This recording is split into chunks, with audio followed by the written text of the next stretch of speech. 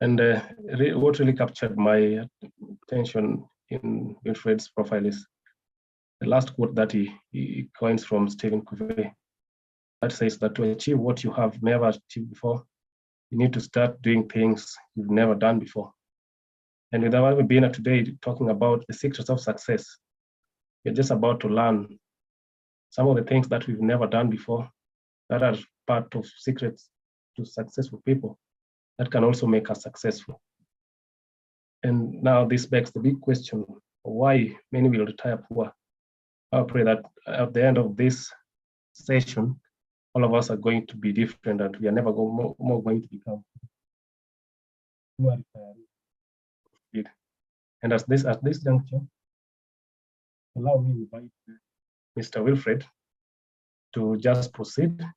And Wilfred, if you can hear me, let me pull down my screen, then you can share and just proceed. Karibu sana.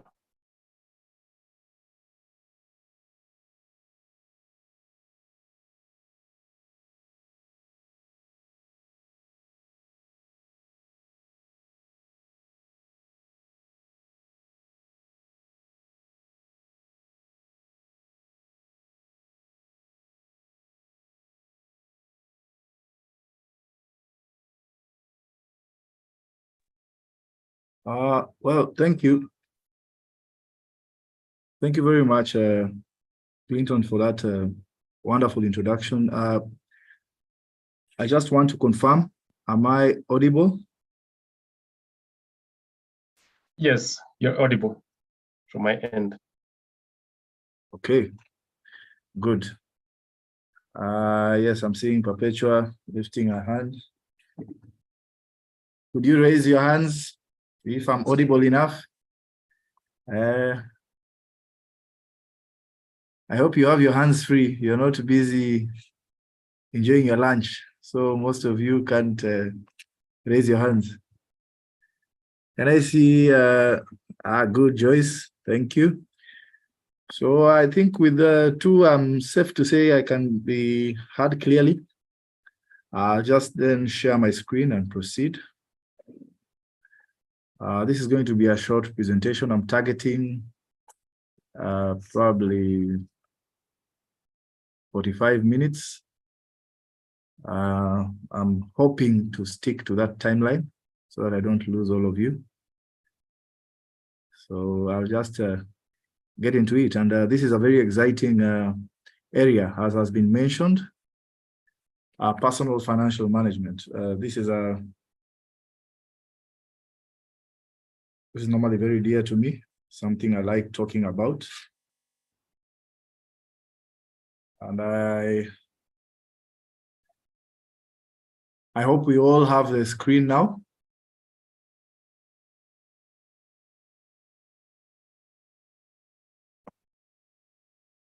Clinton, do we have the screen projected? Yes, I can see the screen. Yeah, so we're going to talk about personal financial management. And like I said, I'm going to try and time myself and respect your time. It's now 12:14. So somewhere within the areas of 1, we should be finishing. This is basically a phase we are starting. So this is like a phase 1 of personal financial management. I will be happy if most of you will resonate with what I'll be talking about, because this is basically normally the first stage in securing your financial future, in ensuring that you're going to, retire comfortably. And as you plan to retire comfortably, you should also, live your life well. So normally it comes in different phases. And where you're starting from, I'd like to just pick the lines within the title. There's personal, and there's financial, and then there's management. So just to get into it, you see there's management right at the top, but there are two things being managed. There's the person, and then we have the finances. So most people always jump straight into financial management, and they really want to know what's going on, what's the new trend, where are people investing, where are the millions being made. What I can assure you is you can be very good at looking for the money, at saving the money, and at investing the money, growing the money. But if you are not very much good at managing yourself, then that money will go. It will fly away. One day you'll check your reserves and find there's nothing, simply because you did not take time to first understand who you are in this matrix, and then learn now the skills which can be tailor-made to the type of person you are. So when we talk about personal financial management, I want you to really think about the aspect of you as an individual, and then what you can do to tailor-make a working formula for you. Hence the topic, personal financial management. So I hope that starts shifting your mindset. Whenever you hear personal financial management, don't always quickly think about the money. Think about the money and you. There's always a question that goes, if you're given 1 million shillings today, what would you do? Would somebody care to respond? Anyone with an answer? If you're given 1 million shillings today, what would you do? Clinton, is it possible to unmute somebody if they raise their hand so that we can be able to? Yes, it's possible. Okay, so I'm not sure. Is there anyone who has a response to that? If you had 1 million shillings today, what would you do with it?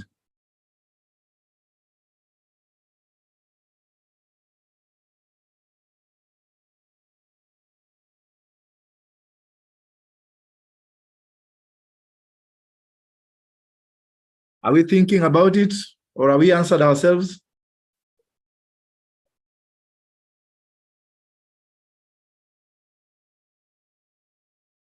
I'd like to get at least one response. I'd like to get at least one response from someone. What would you do if you got 1 million shillings today?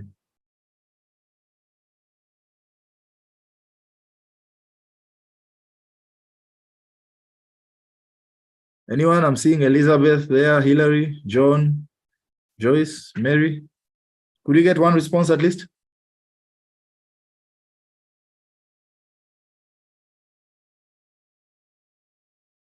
Or maybe you can drop it in the chat. Could you drop your responses in the chat so that I can maybe read one?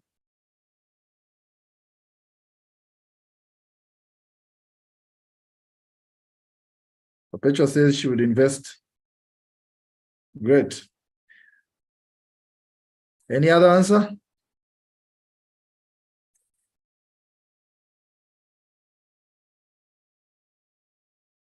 Okay, so I'm going to go with invest and maybe just quickly look at it. So we are saying, Perpetua says she's going to invest the money.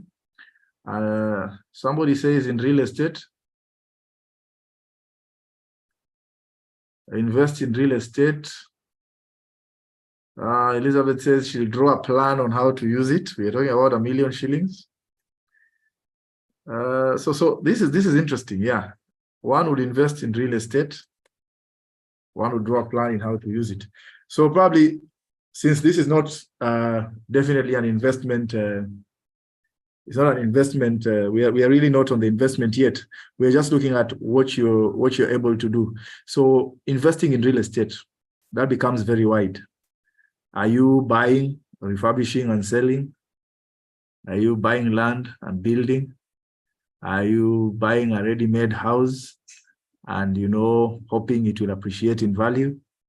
What are you doing with the money? So again, with 1 million shillings, I'm wondering what type of real estate. So probably you're investing in a small hostel or small houses, semi-permanent, so that you can have some income from those areas. Yeah, so that's one way of looking at it. And then I liked the bit of drawing the plan. So during the time in which you're drawing your plan, how long does your plan take? Where is the money in the meantime? Okay. If you're going to plan for 6 months or a year, where is the money in the meantime? So this is a bit about financial management. And then, of course, as a person. So I like that you're already thinking about not spending the money.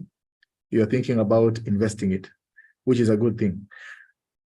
One thing I'd say, and probably you're going to meet it later, is if you decide to put that money in the bank, definitely 1 year later, you will have less money. It will have lost value. Okay? That's why you're always told, put money somewhere where it can be able to grow. Put it in places where it can grow faster than the normal rate, so that even as you keep it and think about what you want to do, you don't let inflation catch up with you. So financial skills are good, but the personal management bit is also very good. So I'm happy I didn't hear anyone saying, I'll throw a party. If I had somebody saying, I'll, give back to the needy as a sign of appreciation, give a percentage, that's a very good thing to think about. So as we move forward, look at that matrix, look at it in terms of the person, the finances, and now the management bit. All right. Great. So I want us to quickly move on and look at what it means when we say personal financial management.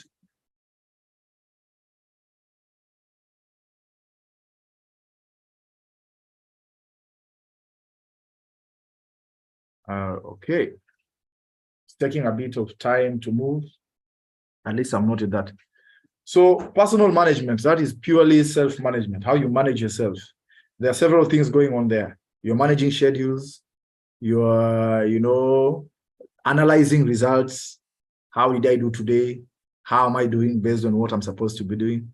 You have ideas. You're generating ideas. How good are you at, actualizing ideas? They say when it's not on paper, it doesn't exist. So you can have so many ideas. If you don't put them down on paper, they will never be actualized. I know people with very many great ideas that never got actualized because they never put them on paper. They never had a plan. They never had timelines. They never, interrogated it further when it was on paper. And once it's a good idea, you don't do anything about it, another good idea replaces it. Then you become somebody who had conceived very many ideas, but never followed them up. Then there's a time management. And of course, you want to manage your communication. How are you receiving things? How are you responding? How fast are you responding? How fast are you digesting? So having looked at that, then there are a few parameters you're dealing with in order to understand yourself and to manage yourself.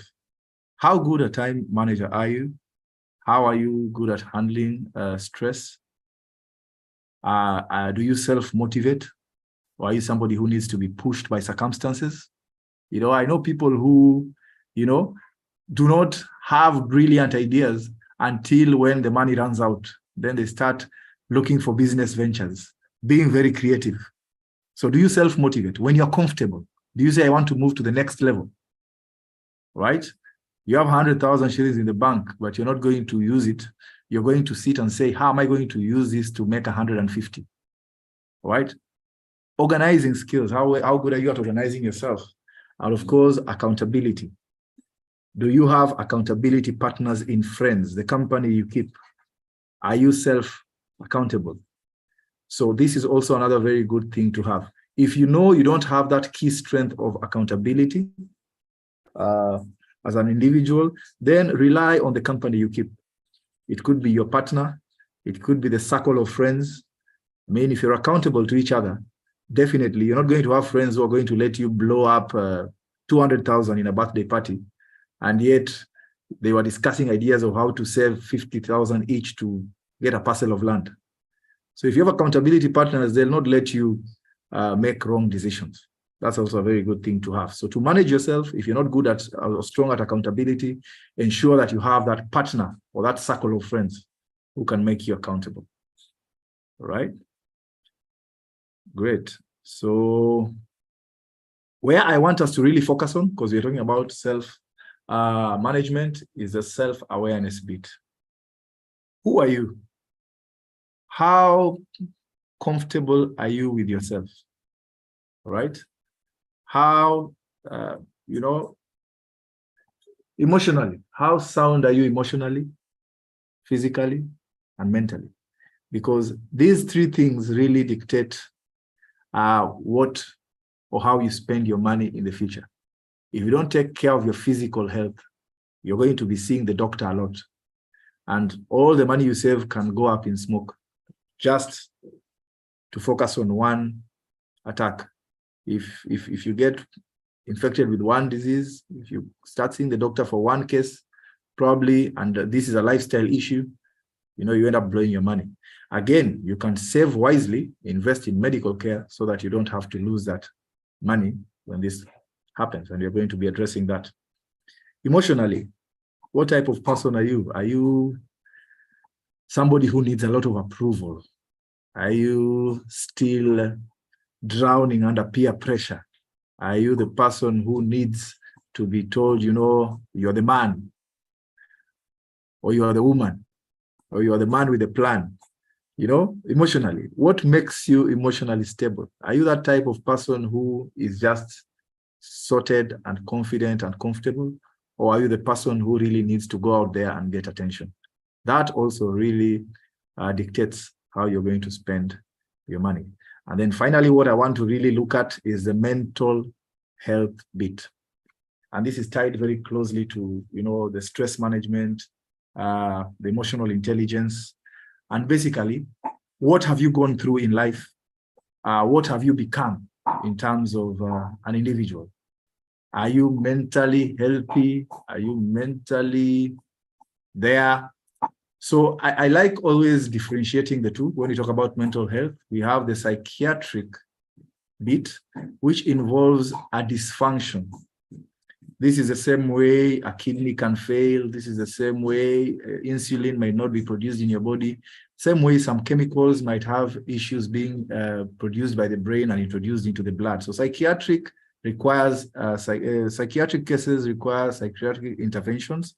That means medically trained doctors who have studied medicine and specialized in psychiatry will be able to assess what's going on, and they can be able to prescribe drugs to make you feel better. But what I'm really looking at is a psychological bit. The psychological bit is what has made people really make financial blunders in life. Okay? These are the people who grew up feeling neglected, and suddenly they make it in life, and they feel like, you know what? I need to show people who I really am. You might be looking back in high school or in college. There was that quiet boy who was not that loud. There's that quiet girl who was not always, the center of attraction, but probably inwardly, they craved that attention. So what happens is when they grow up and make it, in quotes, and they have some money in the bank, they say, now this is when I'm going to dress up. This is when I'm going to be as loud as I can. And I'm not going to allow anyone who's not earning as much as I am to make noise in front of me, So this is a need you need to satisfy. And this can lead to decisions which are not financially sound. This psychological bit of men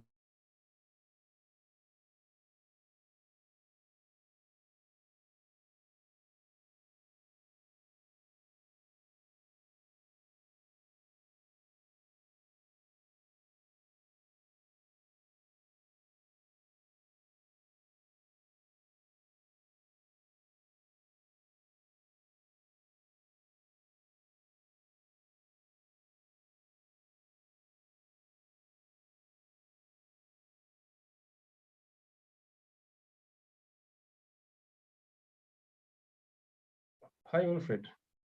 We've lost you.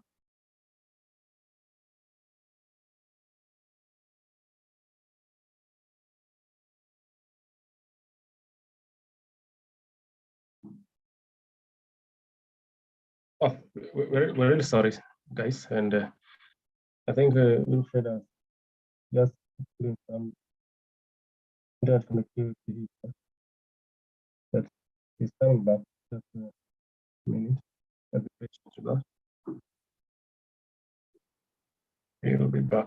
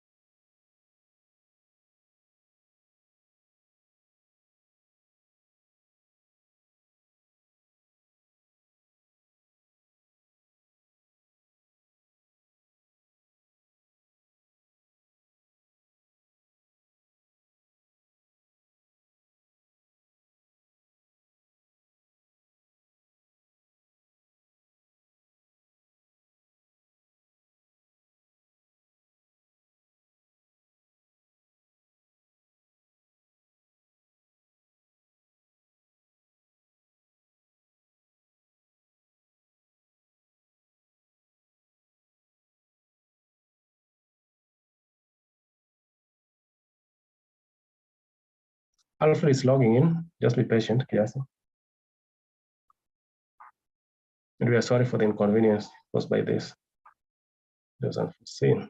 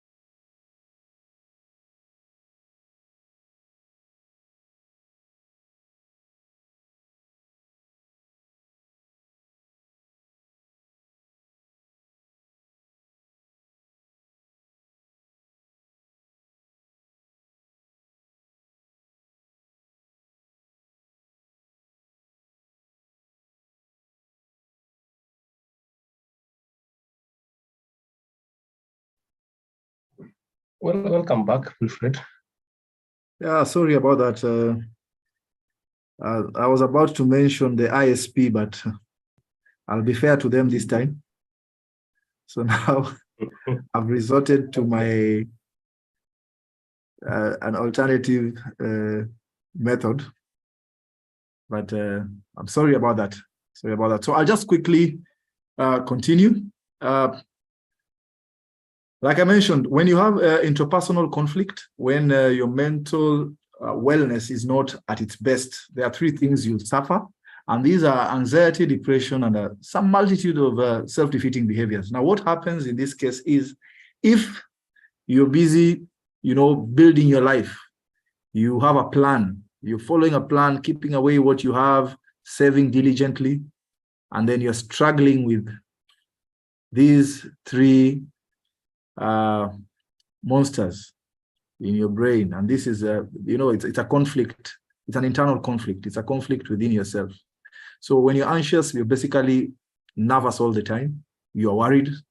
You're employed, but you're going like, I might be sacked tomorrow. So I need to take a loan as fast as I can, secure myself so that in case these guys sack me, the way these guys, there's politics going on at the workplace, I have some money and then I can start a business. I can default on that loan and pay slowly. When, people always make very bad decisions when they're anxious. Yeah, you don't focus on growing yourself career-wise. You don't even have time to relax and think about other things you could be able to do to grow yourself because you're worried. The environment, you're not secure. All right. Depression is, a situation where you're just sad. You're never happy about anything. Nothing is exciting you about life. So you really need to get a kick once in a while. These are the people who get into addiction, start abusing drugs, get into bad relationships, form bad company, so that you can be able, there you're being accepted. So, you're willing to, what is it called? You're willing to give up on the standards. You're willing to just hang out with anyone who's accepting you. That becomes a big problem too. And then, of course, that now results in these self-defeating behaviors, lack of trust.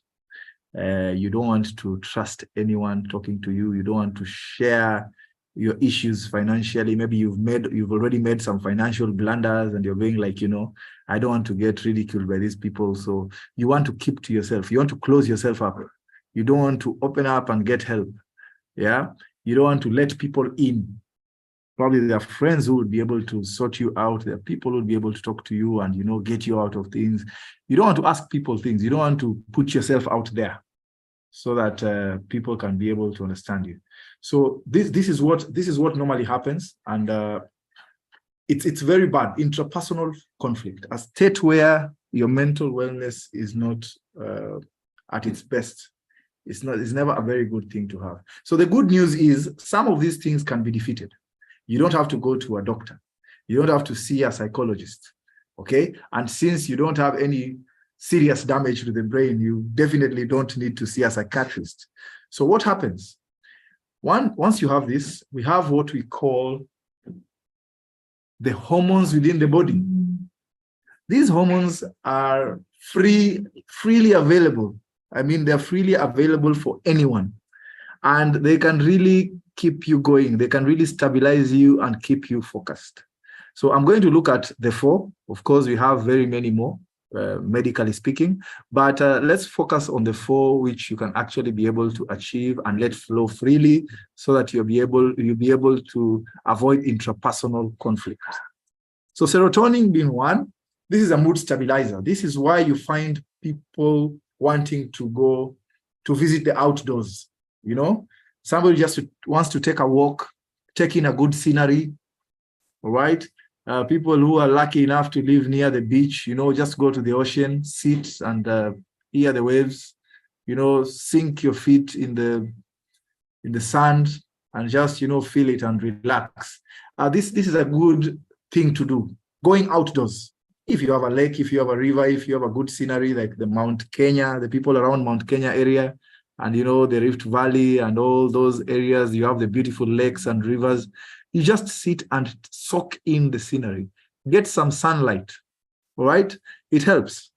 It helps to stabilize you. It helps to, it releases the serotonin in your system, and this helps to, keep you focused and grounded.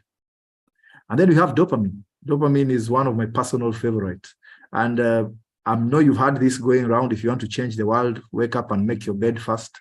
You're actually running after dopamine because dopamine is the reward system. This is what claps for you in the morning and tells you you're ready for the next challenge. All right. So when you wake up, and a challenge looking as small as making your bed is achieved. Without knowing it, you've prepared yourself for a bigger challenge. You're preparing yourself to go out there and face the next big thing. If it's a weekend and you wake up and, for the men, you go and wash your car, for example, or you go and tend to the garden, there's something you've done. The dopamine is actually clapping for you and telling you, way to go. Go to the next challenge. All right? So dopamine is a very good system to have. It's a good reward system to have on your side. So identify those roles that can be able to trigger dopamine. So at any time you're starting the day, anytime you're feeling a bit low, you can be able to give yourself a dose of dopamine. This keeps you going. This keeps you focused. This keeps you wanting to face challenging tasks that can help you grow yourself. Take on a new financial management skill. Read a few books. Okay, with dopamine clapping for you, you're able to put yourself out there and get something done. And then, of course, oxytocin. We are not going to leave without talking about this. This is the bonding, the love, the trust. Gives you the sense of belonging, all right? Makes you feel like you don't have to go out there to meet strangers and feel loved, okay? spend a lot of money, put money in the wrong hands, expose yourself to very dangerous situations, get in the wrong relationships, hang out with the wrong cliques, which don't speak the same language as you. People will never guide you in the right direction. So if you're low on oxytocin, you find yourself in very bad relationships, you find yourself in very bad circles. But if you get your oxytocin right, if you're cracking jokes, if you're in good terms with your family members, you have at least one close friend you can chat with, you're in good terms with the people around you and your circles, then basically you don't need to go out there to risk it all to be able to get this free chemical in your body. And then finally, the endorphins. This is when you go to the gym, when you go for a jog, the morning run. It's very important, folks. You need to run. You need to go to the gym. Just that anxiety you feel before starting a workout. Then the relief you feel. It's like you're high on something. When you're leaving the gym, you're walking on air. You feel like you've done something right. So these are the type of chemicals that normally help in promoting mental wellness. And once you get grounded, once you're mentally healthy, I can assure you, Matters Finances will be, you're always more than halfway there in Matters Finances, all right? So just to quickly go through what you need to do to get to this, go outdoors and get sunlight. And definitely we know what that is. When you go to get the sunlight, you are getting your serotonin in. When you exercise regularly, you're getting your endorphins, okay? Laughing with a friend and dancing, a bit of serotonin and oxytocin. Romantic dinner, cuddling, sex, very important, oxytocin. Meditate, of course, you're getting your serotonin. Improve your stress management, again, a lot of serotonin, and improve your diet. Believe it or not, diet also really helps. We have diets which help in producing or increasing the oxytocin release in the system. I know of my brothers from Western, sorry to mention you, there's a famous Mukombero. Yeah, these are these are oxytocin releasing agents. They are very good at making you feel, like things are okay, and you can manage those scenarios very, very well. All right. So what happens if you stay with your interpersonal conflict?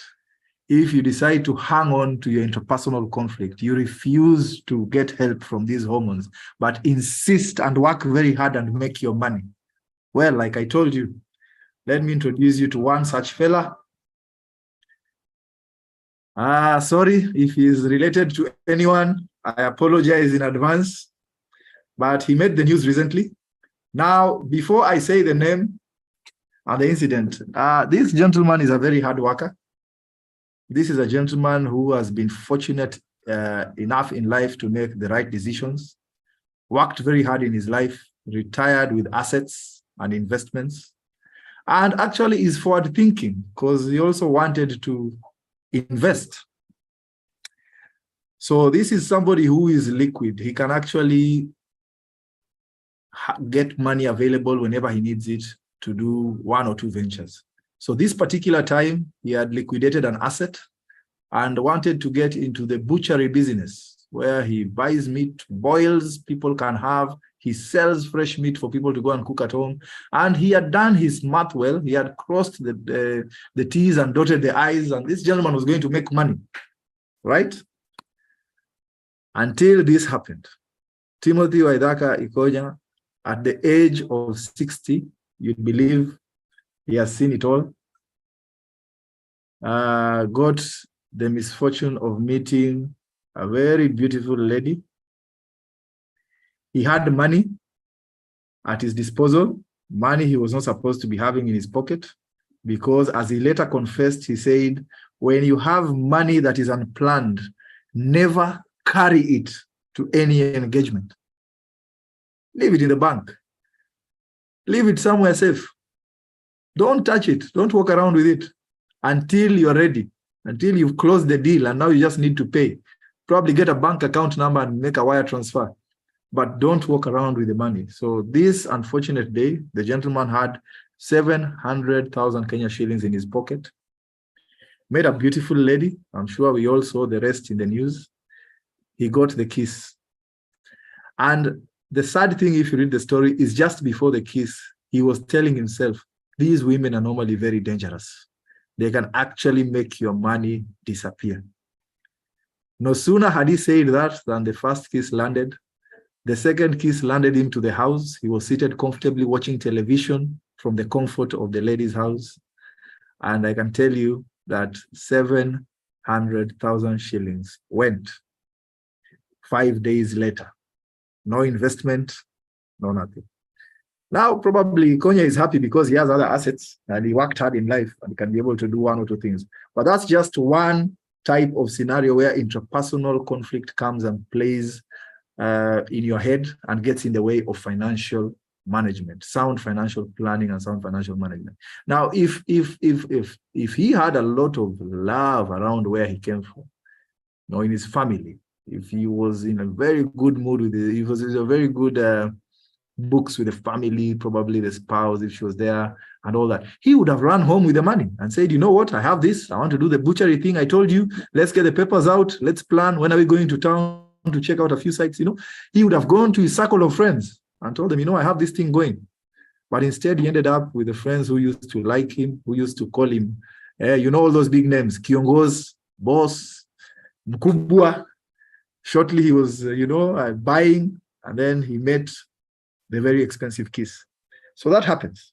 This is why I tell you, before you think about managing your finances, think about yourself. Take a good look at yourself. Who am I? What can work for me? Right? So having said that, we are going to now look at a small case study. I look at two families. And I like calling this case study Nurturing Financial Independence. These are two families with children who have just graduated and gotten their first jobs. So I liked this analogy because it was shared with me, and it's something that is happening a lot in Kenyan families. So as we go through it, I'd like you to probably look at it and ask yourself, where am I? Where do I belong? How have I been nurtured so far? And then ask yourself the very important question, how would I like to nurture my family for independence? So introducing family A. Boy has graduated, and we are going to look at a middle level income job. Let's talk about a bank. So this is an employee in a bank. Any other corporate where you get in, mid-level, graduate, so fair salary.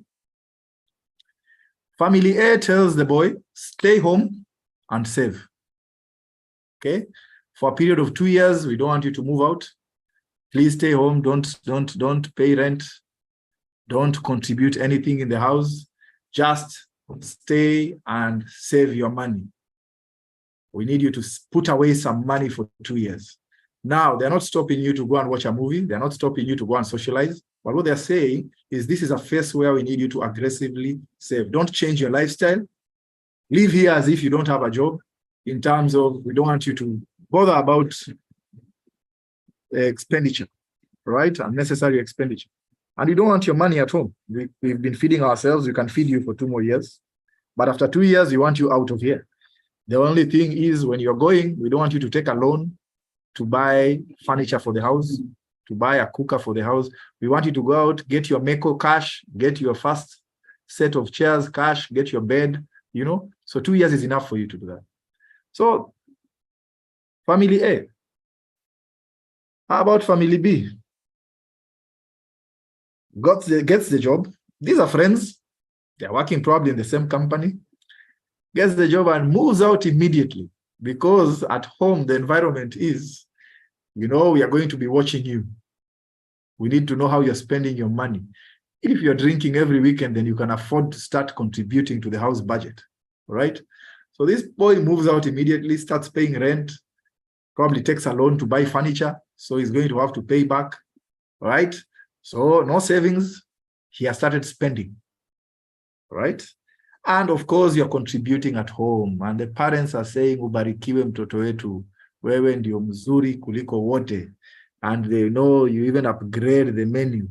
So people start living the way they never used to live. But what you're doing to yourself definitely is going to come out later. So what happens? 2 years later, family A moves out with 2 years savings, buys property, okay, budgets and saves aggressively. So he has moved out. He has not done any loans to get his, house set up. He's saved enough, so he's able to start paying rent from the salary. Nothing dented so much, right? So he's putting away more money, very aggressive. And still, nobody at home is asking him for money. He's still a young man. When ni mtoto mdogo, jipange kimaisha. And what's happening to family B? Still paying no rent, no major savings, budgets, and tries to save, still contributing to the family. Probably, after 2 years, this gentleman is decided now, I even need a car because of the freedom. And now he buys the car, and then his friend from family A keeps on hiking the ride, and they're going out, they're going places. And, the gentleman or lady in family B is now the man of the moment. If you don't show up with your car, there's no outing. So everyone is, contributing fuel, and everyone wants to be your friend. So that's what's happening in family B. He's having a time of his life, right? Okay. So that's 2 years later. They still feel things are okay.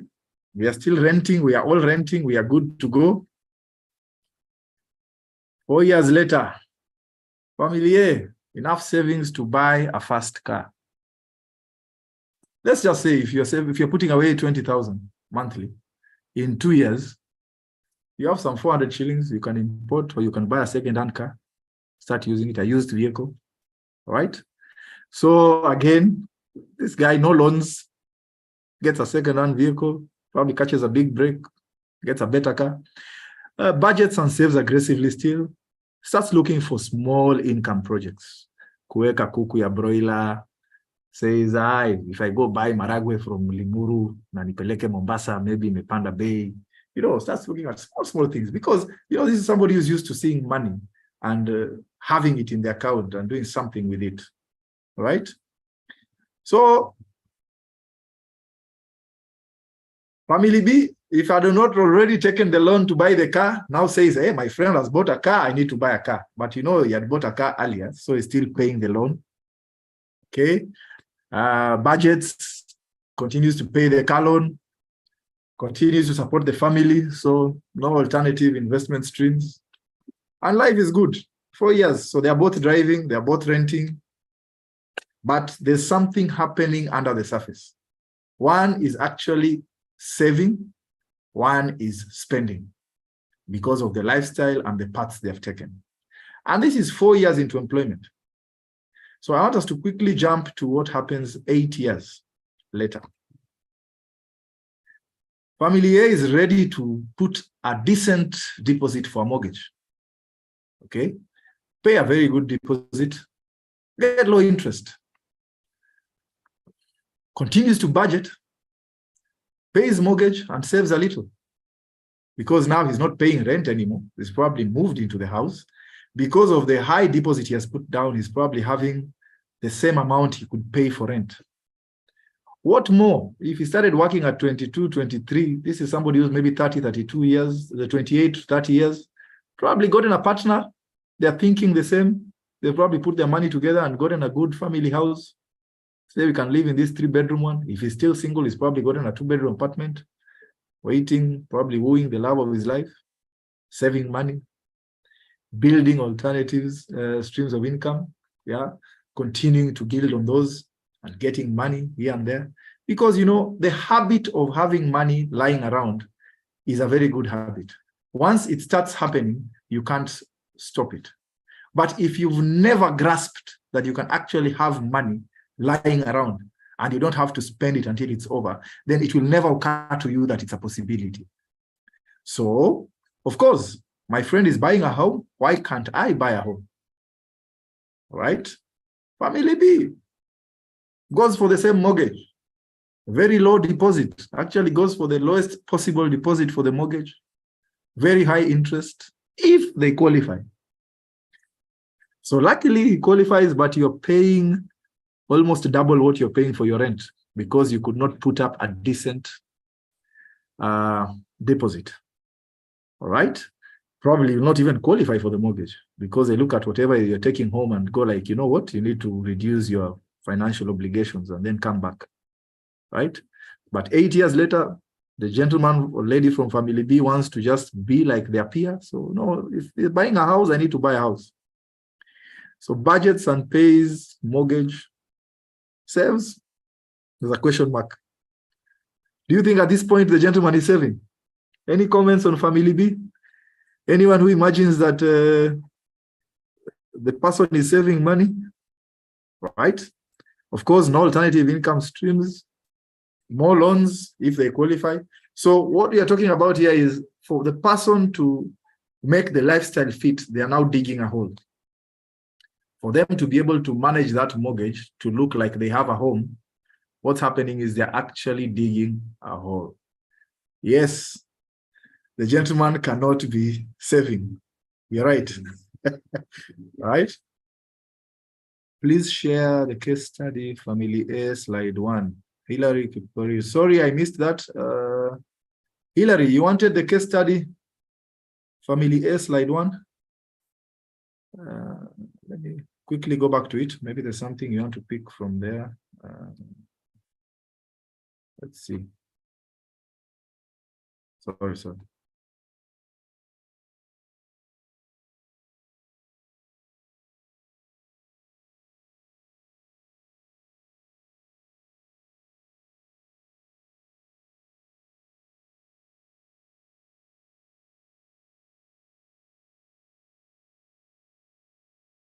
So there we go, Family A, slide 1, yeah?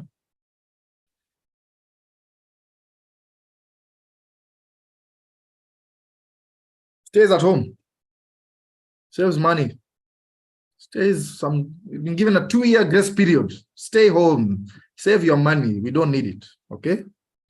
And don't contribute anything for us, all right? You're welcome. You're welcome, Hillary. Let me quickly go ahead because of time.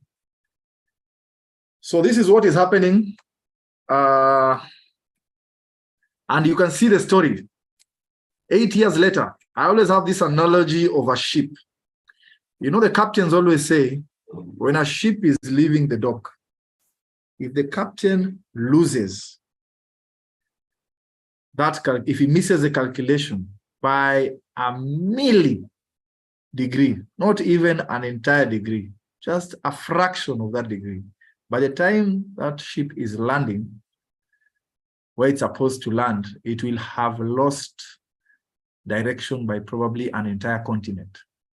Instead of going to Europe, it might find itself in Asia. So these financial messes, they always look almost negligible.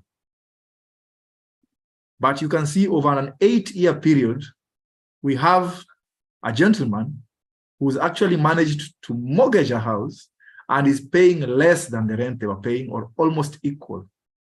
We have one who probably cannot even get the mortgage. This is where now the rubber hits the road. This is where the clear difference is showing. What was happening beneath the surface is now coming to the surface. It is now clear that my friend from family A is not living the same life I am living. And try as I would or as I may, I cannot live the same lifestyle as this gentleman. And this is 8 years later. An accumulation of wrong decision after wrong decision after wrong decision. Right? This is a boy who wanted to feel like he's the center of the party. The other one took their time. We mbona uhami kwenu bana? We jibaba mzima unafanya bank umekataa kuhama. Kuja uishi kama wanaume. Now 8 years later, the real mwanaume and mwanamke is showing up. Right? Sad state of affairs. It's bad to put it with a little humor, but that's what happens. So 8 years later, this is where we are. So ask yourself a question. Were you the parent who started telling everyone in church and at your workplace, my boy has gotten a job and has moved out, and imagine he's contributing at home. God is really good to us. Are you that parent? Did you have that parent? Do you intend to become that parent?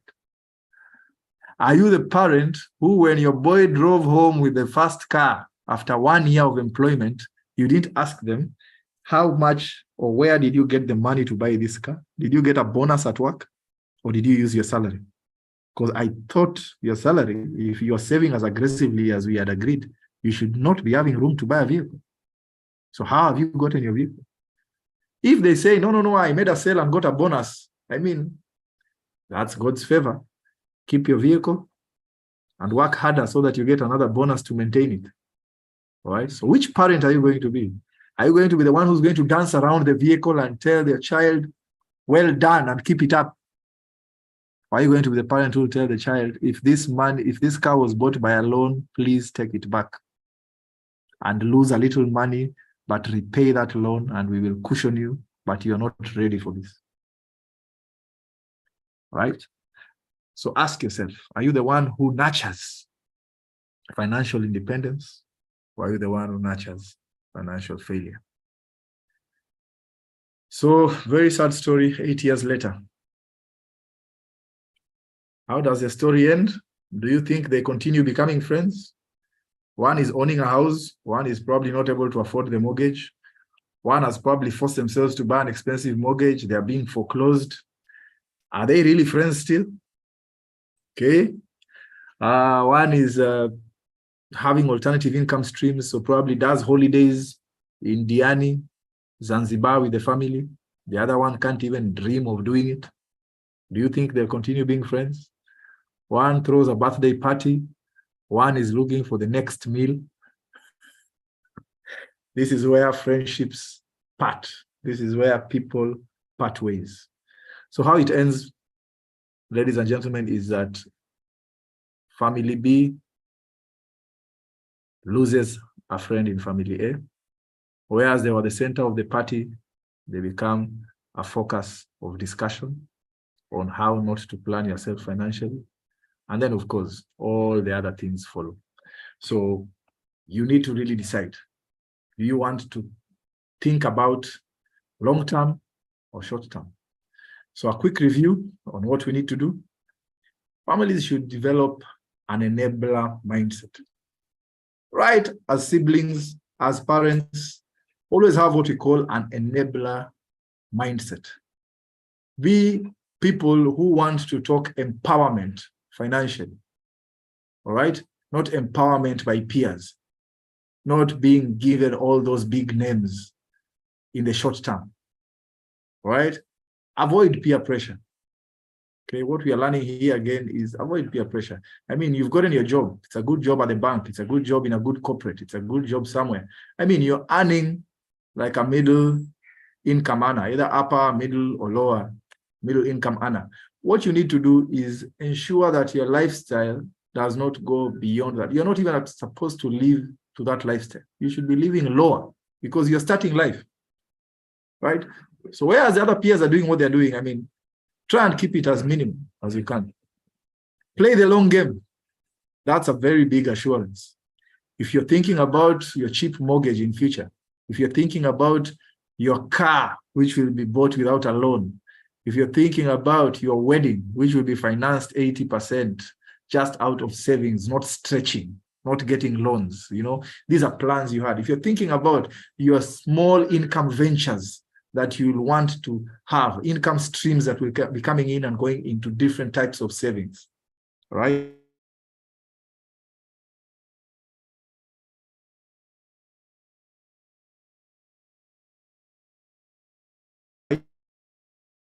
And then, of course, keep learning and improving your passion. So what am I saying here, ladies and gentlemen? In reviewing what happened between the two families, you can be sure that you would be much safer if you had this in mind.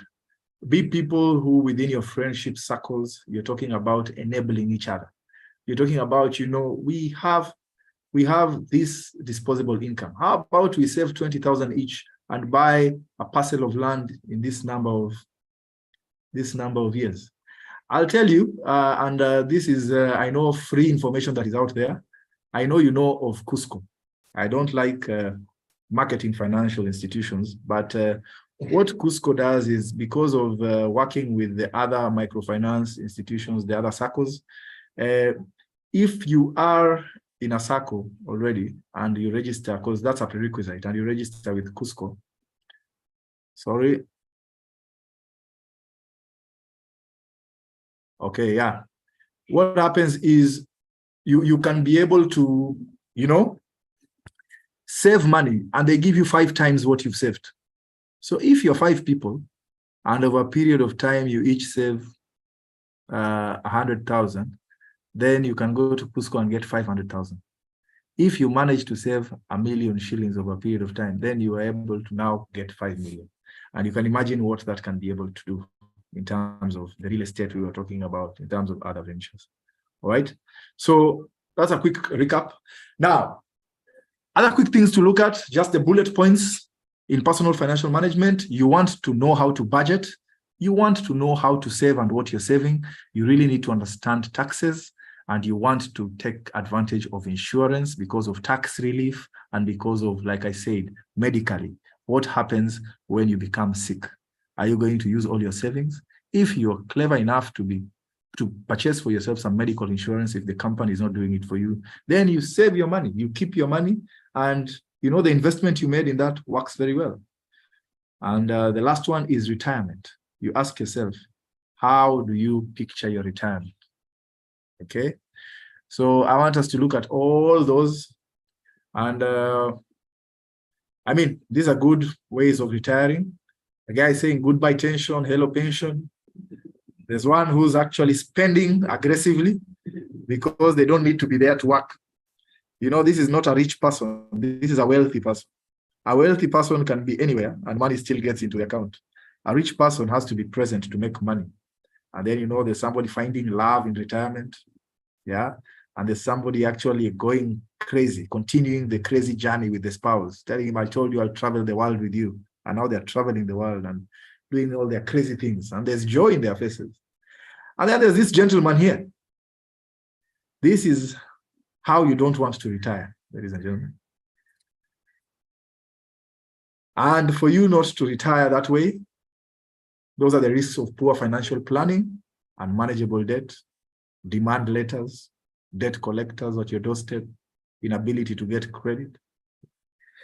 Social personal issues. You start saying, my wife, my spouse nowadays, you know, she doesn't like me anymore. This is the issue, probably. Say she loves money, she doesn't love me. They love stability. You gave it when you started. Bankruptcy, foreclosure, mortgage sale, repossession. You walk out of your office, you check the parking slot, you want to even check under the concrete. The vehicle is no longer there, it's gone. Right? So this is the question you ask yourself. Who am I financially? Who am I? Am I a spendthrift? Am I a logical thinker?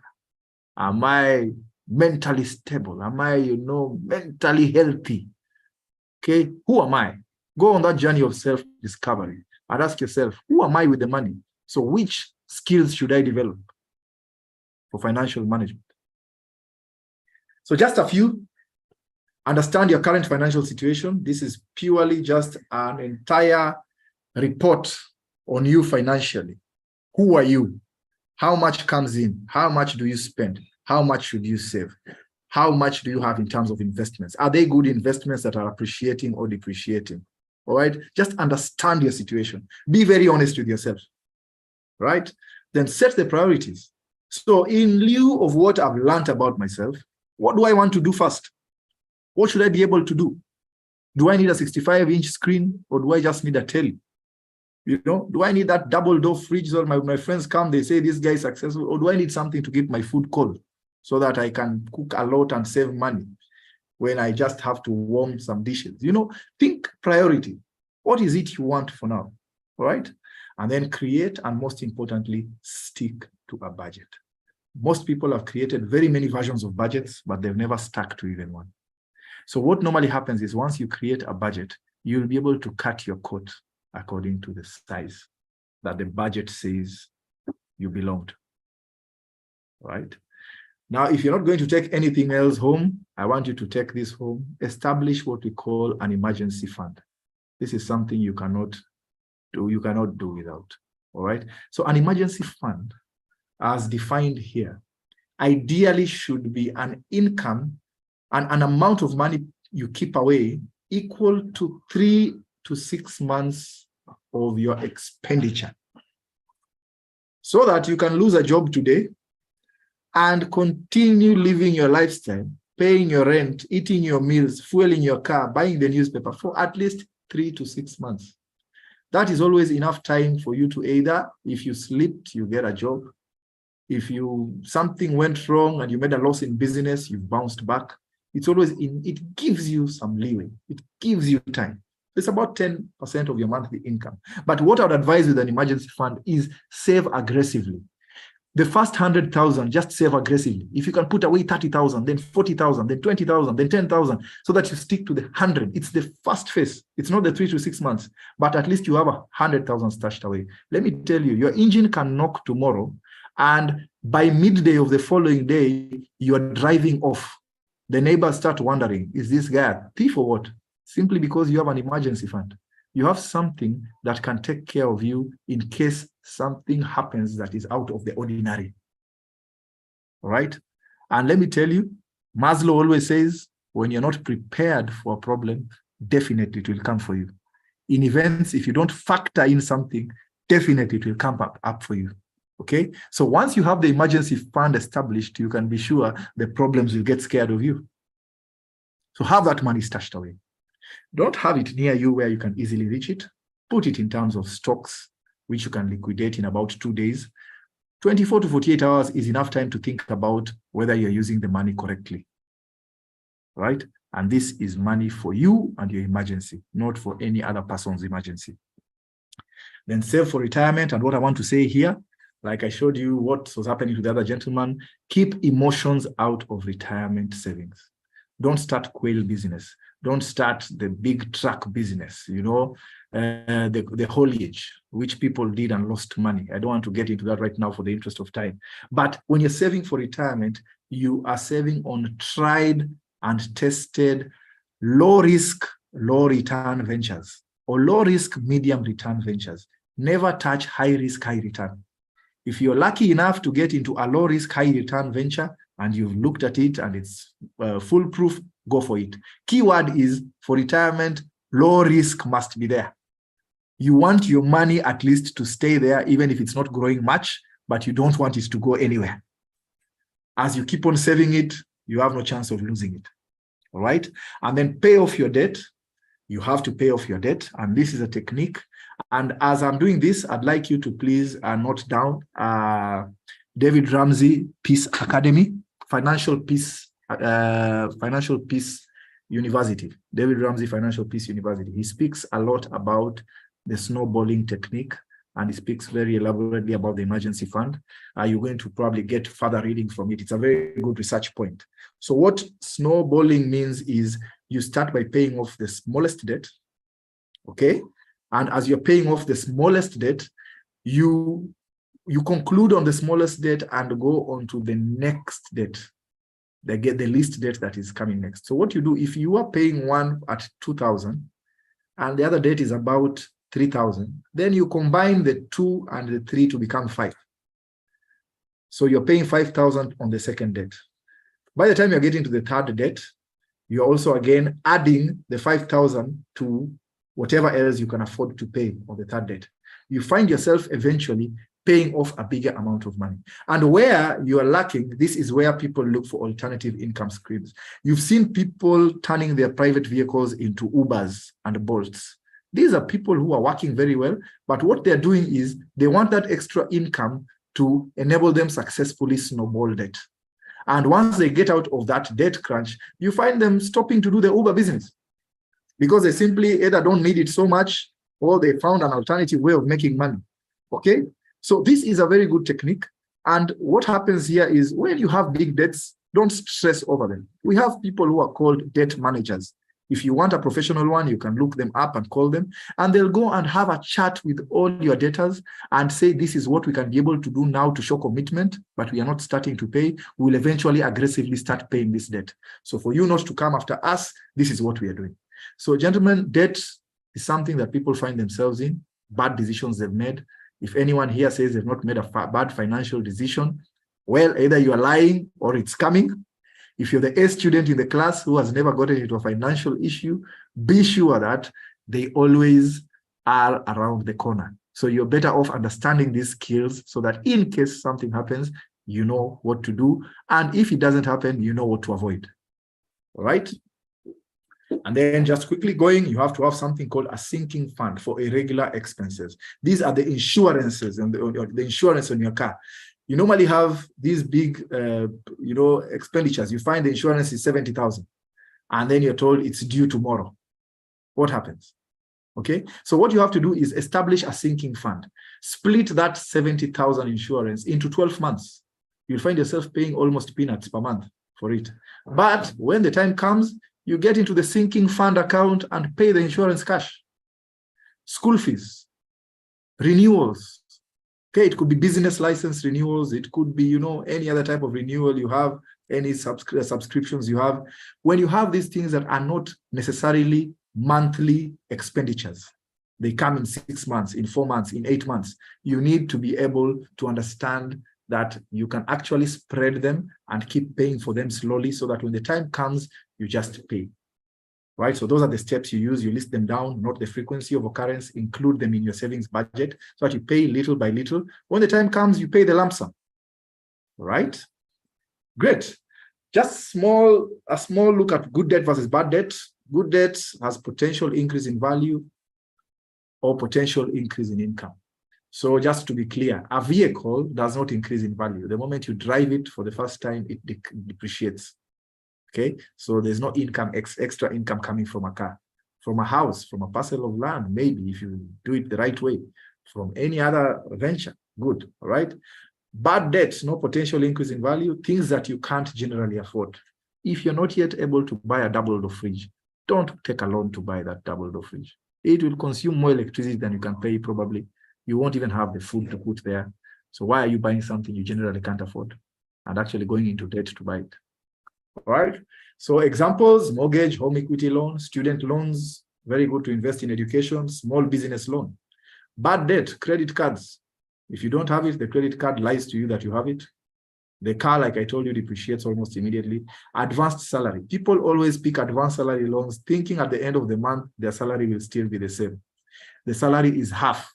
So if you did not pay for what you needed to pay for in the monthly expenditure, guess what? You have a full month's expenditure on half a salary.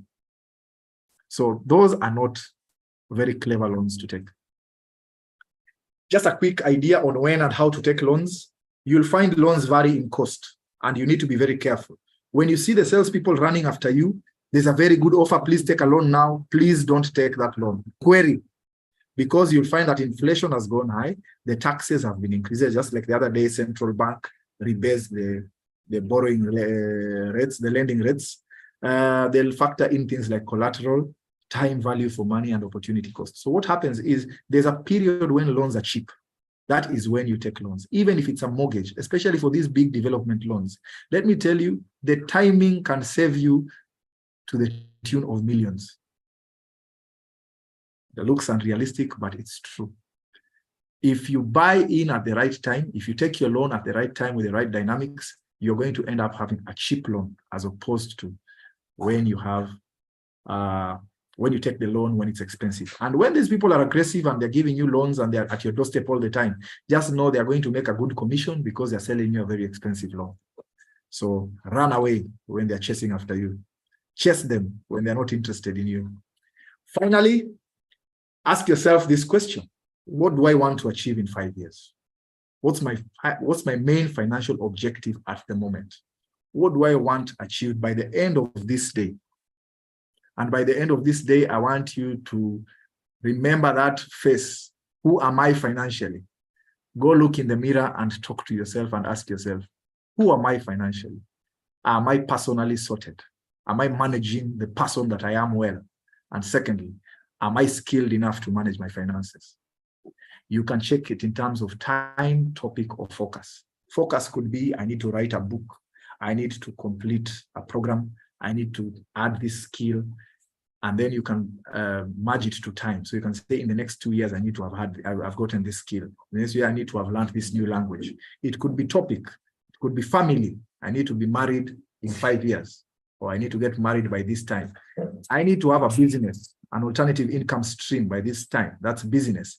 Religion, I need to be closer to my God. Academics, I need to have these papers. So these are all personal styles you can use to be able to plan your finances, plan yourself and your future. Finally, I'd like to mention just one thing. This is a SMART planning grid, but specific, measurable, and achievable, and time-bound, those are what we all know. When you're doing personal financial planning, the R is what changes. Instead of reasonable, it becomes responsible, because you want to talk to anyone responsible for the success of your plan. A very good example, if you feel you have overstretched your budget and you need to cut back and you're going to move to a smaller house, if you don't convince your wife and she's at peace, and if you don't convince your family and they are at peace with that move, you might be mentally unstable at the end of the day. And because of that bad decision and these responsible people not being together with you, you might actually end up losing instead of gaining. It could be starting a business. If your family is not comfortable with you starting a bar, you know, you might be an outcast. You might be somebody who, at the end of the day, loses the most important thing, which is the bond, the love, the trust of your family. All right. So whenever you're doing a personal financial plan, note down who are the responsible people for this, for the success of this plan. And don't look at the approvers who don't add any value. Look at the people around you who are actually going to prop you up when times are hard, who are going to be with you when you need to push on and need them, urging you on at the back. Those responsible people need to know your plan. They need to be with you. Having said that, thank you very much for your time. I know I've exceeded by some 20 or 15 minutes. Thank you for your patience. I'll give a few minutes for questions, if you have any or comments, and looking forward to have you again. So once you do this, you're definitely ready for the next phase, which is growing your emergency fund, looking at areas of investing, learning how to be liquid, and learning how to play the long game in investment, where you keep away money and just look at it grow. Thank you very much for your time, and I hope this was useful. I'll hand it over to the team to handle the Q&A. Thank you so much. Thank you so much, Mr. Wilfred, for such a powerful presentation and training there. I hope and trust that all of us are pleased to be able to ask something and taking back on something. And it was really magical. And now, even for me, I really learned a lot personally. And I've learned a lot about personal planning. I realized that when as you do personal finance, planning, management, you have to first take care of yourself. That was a great insight there. So is there any question? If you have a question, you can raise your hand. You can just drop it in the next 5 minutes, because we are past beyond time. Any question?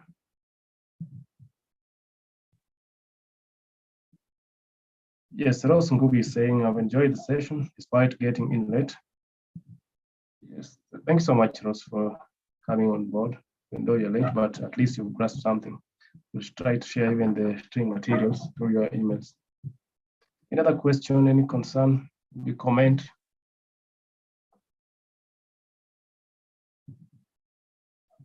Sarah is saying, thank you. Fred, thank you. This was amazing training. Please share a slide, link to recording. Please be on. Thank you so much, Hilary. We have also streamed live on YouTube. After this, you can just even go back and have everything live on YouTube. But in the meantime, we'll also try to share the materials with you so that you have a personal reference later on. Thank you so much, Hilary. And there being no question, any question, because I'm trying to check this under the Q&A. There's no question. I don't know whether it means that all of us have understood something, but we'll assume that being there no any question, we have understood, we have gained a lot. And at this moment, I really want to give many thanks to our trainer, Mr. Wilfred Achila, for creating time to have this session with us and take us through all this. We want to really also appreciate all the participants who joined. Well, for those who didn't join, probably they will join next week.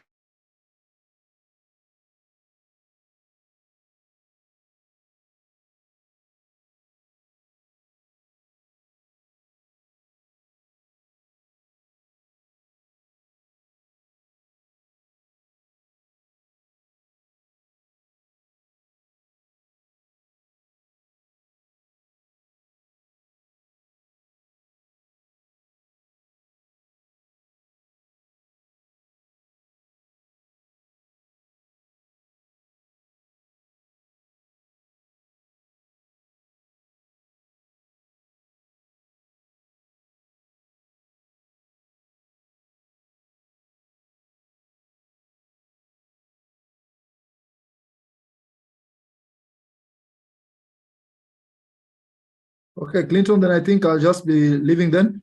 Thank you so much.